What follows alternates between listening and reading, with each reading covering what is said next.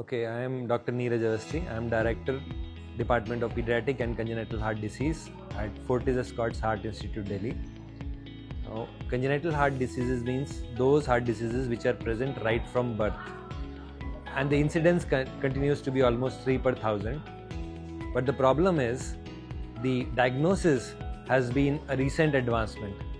And this is for this reason, the number of patients which we are seeing now are much more than what the incidence is. We call it iceberg phenomena. That means the number of patients which we see are like an iceberg. What we see are much less than the number of patients which exist in the community.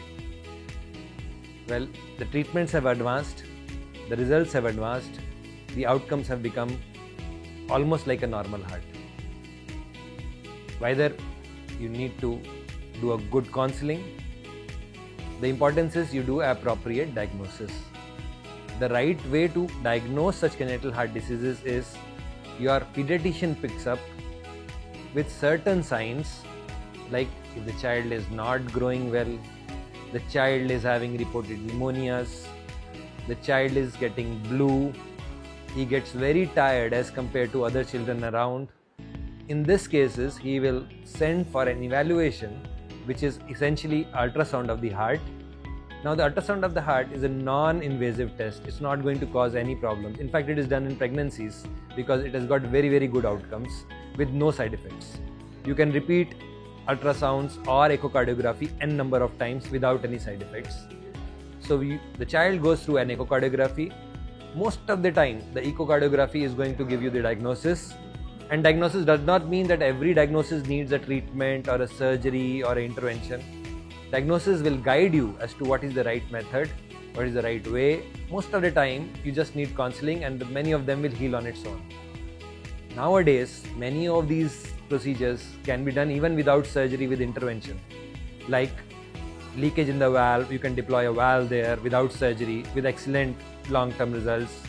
You can close the holes in the heart with devices or open up the closed areas with ballooning or stents with absolutely normal long-term results. Few cases may require surgery.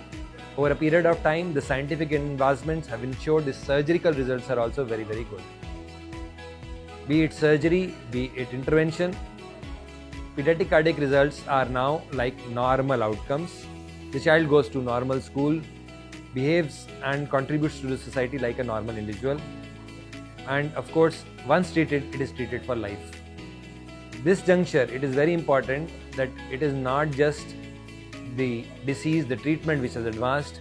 Lot of support in the form of various organizations and NGOs have come forward, because financial limitation is one of the important limitations which we think when we deal of heart diseases. Because of lot of organizational support, almost every center who is doing congenital heart surgeries or interventions has got enough NGO support to help you out. The only importance is you seek the appropriate diagnosis at the appropriate time and get it treated. So, echocardiography is a very good non-invasive test. The availability of echocardiography and the skill set to do echocardiography is definitely not that widespread. So, best person to pick up any congenital heart disease is your pediatrician, one who delivers the baby.